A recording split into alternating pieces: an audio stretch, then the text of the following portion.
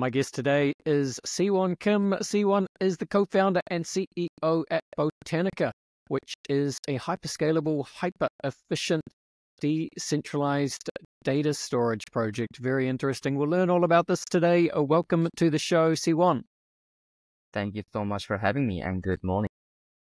Good morning to you, sir. It is a pleasure to have you here. Let's do what we do at the beginning of the show. Siwon, it'd be great if you could please introduce yourself. Would love to hear some of your personal and professional backstory. Yeah, what have you been doing in the lead up to, co-founding Botanika? Yeah, sure.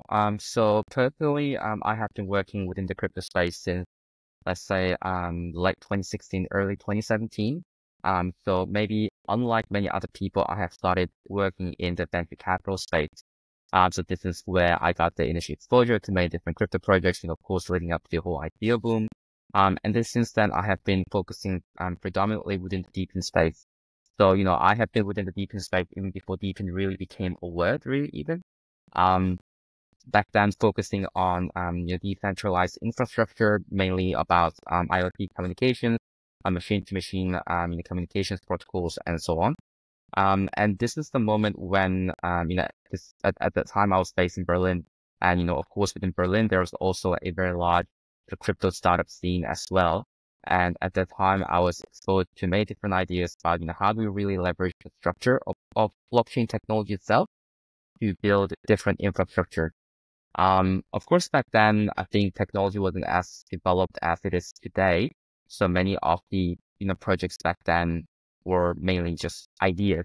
But now, there is that moment where technology itself is actually catching up to a certain point where we are able to eventuate a lot of the ideas. So we started Botanika about a bit more than a year ago. And this is the idea where we're thinking, okay, well, we are able to leverage the current technologies and then the evolving technology within blockchain itself as well to be able to provide an essential services, which is data storage that, maybe it's not such a interesting or attractive topic for many people, but it is definitely an essential one. And we are sort of seeing a kind of a bottleneck effect within data storage where we are not having enough storage spaces for a lot of the data being generated today to be able to be stored. So yeah, this is kind of where it all really started for me, and then the whole idea came together for Botanika. Very nice. Thank you, Siwon. I think that's a good place to start, actually. You said it yourself. I don't know if you said it's not the most sexy kind of use case, decentralized data storage, but I think that's kind of what you meant, right? So if that is the case, and look, we understand that is the case, just give us a quick bit of background as to why you see this as, like a decentralized data storage, why it's important infrastructure for the world, for blockchain, for Web3. And why you think there's I guess a gap in the market and why it's needed, and you're hoping to obviously meet that demand. Yeah, sure. So when you're actually looking at the amount of data that's being produced globally, starting maybe a year ago, a year and a half ago, we're seeing an exponential growth in terms of how much data is being generated all around the world. Now, why is that? It's mainly because of course, we as humans have different activities online where we actually produce data. But now, we have a lot of generative AI that are able to take a lot of the existing data and actually create new data sets, just with a click, just with one prompt, right? So now it is actually a lot easier for people to create new data and just store it online. So this is the moment where you actually see, like I mentioned, a lot of new data being created online. And then in terms of the data storage itself, because it's an infrastructure, it is not able to grow as fast as the amount of data being produced in the world. So all the, sort of data storage, let's say, players know this. This is why you look at AWS. This is why you look at, Backblaze, Wasabi, Google Drive, Azure. They have all recently raised prices by, on average, around 20%, year on year. Why? Because they know that their services are actually going to be in high demand, and it is actually a part of the infrastructure that is going to be in shortage very, very soon. So, this is the moment where we as Botanika come in, right? Where we say, okay, unlike AWS, unlike Azure, unlike, Google Drive, we are actually able to offer competitive pricing for B2B enterprise solutions. Why? Because we don't have overhead costs. Why? Because we are actually leveraging Deepin, where we are relying on day-to-day, everyday individuals to actually deploy, a storage node and then be part of a decentralized network. This way, we're able to scale almost infinitely, and at the same time, keeping prices very low, and quite competitive compared to the pre-existing solutions. And yeah, I think this story is something that has resonated so far with a lot of our B2B partners, and this is why we were able to sign quite a lot of the usage partners already, even though we have not fully launched yet. Got it. So one of the things that makes you guys interesting, or at least stand out, is, you talk about the AI-powered hardware nodes, which is how you're going to power your solution. So maybe just to explain that a little bit, interested in, the technological innovation underpinning that, and maybe how that differentiates Botanica from some of the other decentralized storage providers. Yeah, sure. So for us, let's say for the users, the main difference that they'll immediately feel is the fact that we actually do have our native hardware. So this is a plug-and-play device where, they basically plug in the power, connect to the internet, and then it's ready to go. It comes with 8 terabytes of storage space as well.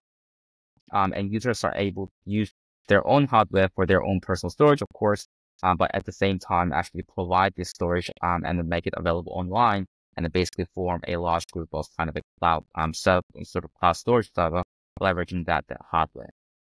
So this hardware itself, of course, comes with embedded protocols as well. So some of the technologies are, we have 2 patent pending technologies where it comes to data sharding and data transmission. So we are able to actually introduce a lot of let's say high scale efficiency to how data is stored, because we don't use we don't use the method of copying the data just to store the data piece, right? So we actually take the data, we break it into pieces, and then we actually allow the node to store a few pieces of the data. So this kind of approach, combined with transmissions algorithm, allows us to make sure that we are able to store as more data given the same amount of storage space, but at the same time make this data available in a shorter amount of time. And for users, of course, this is all good and well, but if we actually rely on users to efficiently use this protocol and actually know all the setups and follow all the guides on Gitbook and all of these things, users just don't really have the time for it. And maybe they do, at least I don't. So this is why we also have an embedded AI protocol within the hardware itself as well, where the users are actually able to just sort of let it run, and then the hardware actually efficiently decides, okay, well, in this instance, I'm going to use this kind of protocol. In this instance, I'm going to fragment the data in this manner. So almost none of users will ever be a data expert, a data storage expert. But without being an expert, they can actually run an expert hardware and then become a part of a very highly qualified storage network. So this is maybe a point where we stand out from other decentralized storage data providers.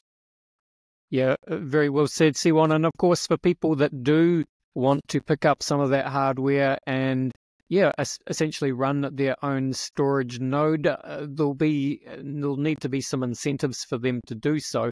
And I presume that will be in the form of your native token. So they'll effectively be mining that token. So maybe just briefly explain how that token works and what the incentives are. Yeah, sure. So we do have our native token called Bonsai.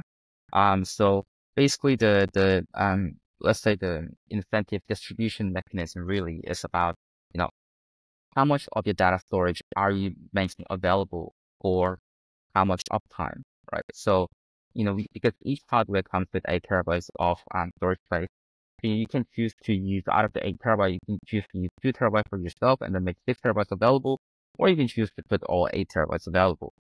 So this is, talking about how much data storage you're making available. And then, depending on your internet connection stability, you can either have, to have 99.99% uptime, or you could have 80% uptime, this also has an impact on how much token you're actually, mining at this point. So it does have a mining algorithm. There are elements of copying, there are elements of, extra rewards, incentives for miners at certain stages. And, of course, all of this will be made available very transparently, within our white paper, within our Gitbook as well. So users can actually see, okay, well, this is how my mining rewards would look like. And I think this is, let's say, one of the more fair ways of making it available, because if we actually we have tested other like approaches as well, but we have decided, okay, this is the one that actually makes the most amount of sense. And in comparison, something that is a little extra rather than the sort of native token as well, it's because we have B2B usage partnership where actually institutions pay us in fiat currency to actually use our network on an institutional level. So we actually convert that fiat currency into USDT, and then we actually give that as extra reward to our miners as well. So that as Botanica's demand, as the network grows, the demand for our network should grow as well. And if there are certain, financial incentives that are given to Botanica, then, this actually gets distributed to our miners as well. Yep. Very well said. Thank you, Siwon. We kind of alluded to it before, but one of the challenges with building something like this in crypto, it's the age-old story. It's user acquisition, right? See, because if you've got like a sexy meme coin or some kind of cool narrative around an NFT or something like that, it's a little bit easier to get hold of the attention economy. But the decentralized storage story, while it is arguably perhaps more important and of more benefit to humanity on a long enough time horizon than, your average meme coin project, apart from, of course, Doge, maybe, because we like Doge. But, you need to sell that story and you need to attract users. What are your thoughts on, I suppose, that piece of the puzzle? Yeah, sure. So when it comes to user acquisition for the hardware node itself, for talking of people who actually run the hardware nodes, right? I think in terms of user acquisition, we are taking a more traditional approach, where we are working with sales networks, we're working on, different sales pipelines to be able to either convert different marketing channels into sales channels and things like this. It's not, maybe, I don't know, maybe it's straightforward, maybe it's not straightforward. So for myself with deepened background, it is very straightforward because, it really comes down to sales. What are the sales points? What are the users looking for? When users pay good money to purchase our hardware, what are the expectations? Can we meet that expectation? Can we exceed that expectation? And for how long can we maintain this kind of trajectory? So for me, this is maybe more straightforward than trying to be part of a, mainstream meta narrative that seems to, change and shift in, so often even within one cycle. So, I think for me, at least this, hardware node, the user acquisition is pretty straightforward. But then there is the other side of the puzzle, right? Which is, can we attract users who will use our network as use our storage? And I think the answer really is in making sure that things can be as simple as possible, right? Many users don't have the time to read tutorials or to, watch, tutorial videos and all of these things. So we need to make sure that when we're presenting a platform where users can actually interact with our protocol, we make it as seamless as possible. So this is why, we are, being advised by some of the most qualified experts within the data center space as well. But at the same time, what we're actually having is we're working with expert teams who are very well versed in UX UI. So, it's really about, can we wrap the complexity of Botanica's sort of decentralized AI-driven, data storage space as well. But then can we wrap it in a very easy to use, platform, easy to use sort of, the app or an application. So now we're actually working on a model where it will look very similar to Google Drive, where users can just, drop and click and drop a file there, and then everything's just done automatically, right? So they don't have to worry about, do I have enough tokens here and there? Do I have, enough, can I select the right node? Which node do I select? Which encryption algorithm do I select? Don't worry about it. Just, drag your file, drop it there. It's done. And I think this simplicity should bring in a lot of the users because, it's really about making sure that there are no frictions where it's unnecessary. And of course, everything really comes down to then getting exposure, right? So this is why, we are having this conversation today to make sure that, other people out there who may not know about Botanica already can find out more about Botanica, get excited by it, actually understand that there is new technology being built by people who are very genuinely interested and within this space or who are genuinely sort of dedicated to evolving this space as well. So yeah, I think these are the three factors that come into combination. I like it. Very well said. Do you see yourself as part of the AI story as well? Because as the AI industry just jumps forward leaps and bounds, there's obviously a lot more attention around really any kind of project that integrates AI in some ways. And of course, with so much more data being generated all the time, just simply because of generative AI, again, it just goes to show that, well, it seems to mean that there'll be just an exponentially growing need for services such as yourself, Siwon. Yeah, I mean, definitely. So, when it comes to AI, I think there are maybe, a certain elements within AI that kind of overshadows the rest of what AI really is. People just think of, they look at ChatGPT, they look at all this generative AI and think, this is the AI space, but there's of course so much more than that. And then, Botanica is definitely a part of the narrative because, a lot of the partners that we are working with are using or are, committed to using Botanica's infrastructure to be able to build their AI infrastructure, right? So when it comes to, let's say, different AI engines, for instance, these engines definitely do need the amount of data. And then if they take, it's not that they can just use any kind of data. These data needs to be combed through. They need to be qualified enough. They need to be quantitative enough in order to be able to train these different AI engines and AI models, right? So this is where Botanica also comes in to be able to. So when we actually store a lot of the data, we are very mindful of how this data is actually being made available. And then, when it comes to being made available for different AI models, we actually have to follow a certain path in terms of preparing this data in a certain way. So this is this is why, when we are working with, for example, one of the partners that we have right now is GBI, which is they're based in China. And we are doing a POC with them, providing different infrastructure for China Mobile and for ByteDance as well. ByteDance, the parent company of TikTok. And then what are they using Botanica's infrastructure for? Well, it's because they want to have different AI agents, right? So, different AI agents that actually almost have, their own TikTok profile, and then they have, human faces, so you can interact with them and then, ask them for travel tips and all, right now it's for tourism. And then they actually answer to you and create content. And to create this content, they actually do need the data, and to have this data available somewhere, they're using Botanica's infrastructure. So we do definitely see a very close sort of crossover between data storage and AI, and so we definitely do see Botanica as part of the AI narrative for sure. Yep, excellent to hear.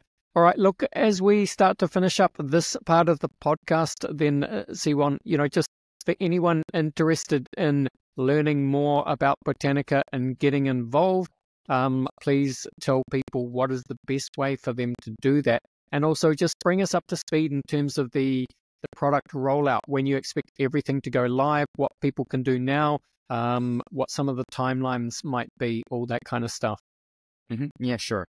So for those people who are interested in Botanica, they can check out our website, botanica.ai, and Botanica is spelled with K. Or they can check out our Twitter profile, Botanica_Seoul. So that is our Twitter profile as well. And in terms of product rollout, so recently we have finished our first round of funding where we have raised 1.5 million USD from different angels. And then now we're actually preparing for the next round of funding. So, we will have definitely a lot more, funds made available towards our product development. In terms of hardware product development is actually much done already. So very grateful for that. So what people can do in terms of, so what people can expect in terms of product rollout is that we actually do intend to fully launch our node sale by So node pre-sale, by around November, so middle of November, timing around DEF CON in Bangkok. This is the moment where our node pre-sale will open, so people can stay tuned for that. In terms of rollout, these pre-ordered hardware nodes will be shipped to people's homes. I would say around between May to July of next year, of 2025. So this is going to be also another very exciting time. And of course, between May and July of 2025, this is also when the DE of Bonsai token will happen as well. So everything is streamlined on that front. In terms of what people can do now, please follow us on Twitter. Send us a message if you're interested in helping us grow. We are also currently hiring. So if you feel like you have the talent and you have the time to work with us, please just send us a message. Other than that, stay tuned, interact with us, ask us questions, give us feedback. I think that initial user feedback will definitely come in very, very useful for Botanica. And this is the part where, we really need that extra firepower. So yeah. Fantastically said. Yes, indeed. Botanika with a K, botanika.ai is the website, folks. Link, of course, is in the show notes. That means, Siwon, that it is time to start to finish off the episode. And we do that, of course, by running you through the very famous crypto conversation hot take round. Are you up for it? Yeah, let's do it. Let's do it, my man. I'm just going to run some questions at you, and I just want you to give me your honest hot take style answers, if you like. Question one for you is, where would you say that you sit on the Bitcoin maximalist to multi-chain opportunist spectrum? Definitely multi-chain opportunist. Yes, indeed. I am not surprised, but the next question for you is, Siwon, what would you say is your firmest conviction crypto opinion? I would say my firmest opinion really is that it is here to stay, but it will never really replace the current existing financial infrastructure. I think it will be aiding the current financial infrastructure, but we can forget about Bitcoin, Ethereum, replacing US dollar, this or anything like this, or replacing credit cards, but we can definitely use it to help more people, to make sure that it becomes a platform where people can actually go beyond what they're actually made available within the traditional space. Yes, very well said. I think that's probably correct. Look, Bill Gates famously said that we tend to overestimate what we can accomplish in 2 years and underestimate what we can accomplish in 10. As you know, 10 years in blockchain is a very long time. But anything you like here, I guess the kind of the intersection of Botanica, AI, decentralized data storage, deepen infrastructure, deepen networks, Web3, what does it all look like in 10 years' time? I think in 10 years' time, all of these will really start being niche words. I think these will kind of just become a word that everyone already understands and just a part of the day-to-day conversation that people really have. Almost like the internet, almost like the email, right? Like when it first was introduced to the world, what is an email? Even here this day. But now it's like, saying, oh yeah, just send it to me through an email. And then we don't really think about the technology of the email. It's just a part of our lives. And I think this is what's going to happen in 10 years for AI, decentralized storage, and Web3 as well. Yeah, makes sense to me. Very well said. Another way of thinking about this, Siwon, is a quote by sci-fi author William Gibson, who famously said that the future is already here. It's just not evenly distributed. With that in mind, can you think of an example of the future being here right now, but most people aren't aware of it? I think the future that is being here right now is really the sort of the availability of data, and then how it can actually be fed into AI to create many different types of content. Of course, many people use ChatGPT and then use all of these generative AI engines, but they actually don't really understand that when you unlock different types of data and they actually equate it to it's not just about large language models, it's also about small language models. And then you can actually have extremely expert, AI models, which can actually give you very specific, very targeted information compared to large language models, or actually compared to even some of the, human experts, out there as well. So I think this is a part that is, at least on online forums, I actually see a lot of the, people who are experts in small language models that actually run the models themselves, and then, they're actually doing amazing things. And, this is already part of the future, or that's already here right now. But many people are not aware of this, because when you look at small language models, it feels small. They're like, I can ignore this. But quite often when you look at, the spearhead, the tip is the smallest, right? So I think this is the part where, I really resonate with this statement. Yeah, I resonate with it too. Very well explained. Thank you for sharing that. And it brings us nicely to our final question, which is, what is your favorite science fiction book, a film, or TV show? Um, I would I would have to say Dune, because I think I really love the interaction between sort of the whole sci-fi element, but also how it's also a clash of culture and politics, right? And then this is, I think, where we often forget about what really science is. Is that for me at least, having lived in different parts of the world, same scientific statements tend to resonate differently across different cultures and different political systems. Um, and I think, this is also the part that is now affecting us more and more within the Web3 space as well. So, when I read Dune, it's kind of reminds me of that. And yeah, it's just the entire fascinating universe, that it, for me at least, very entertaining. Yeah, look, gotta love Dune, and a lot of people have been choosing Dune lately. You aware of the Dune Prophecy TV show that it drops very soon, in a few weeks, actually, I think. Oh, really? Okay. I don't really watch TV shows, so I'm I'm very, very out of touch when it comes to popular mainstream media. But Yeah. yeah, maybe this will be a moment where I can actually maybe try to watch them. Yeah, I think it's been, it has involvement with some of the various, Dune producers and so on, and yeah, it's going to be on HBO. So something to look out for, folks. Yeah, I think yeah, halfway through November that'll drop. So yeah, if it's anything like the films, that'll be a must watch. Siwon, thank you so much for coming and spending some time with us on the show today. Nothing else to say really, except close it out by telling people where they can find you on X or anywhere else you like to hang out online, and just once again tell people where they can go to keep up to date with what you guys are doing at Botanika AI. Cool. So, before I say any of that, once again, thank you so much for having me today here, and we really appreciate the conversation. For those people who would like to, follow us on X, it's come to Botanica_soul. So where they will actually be able to find our profile and then stay up to date on all the latest information.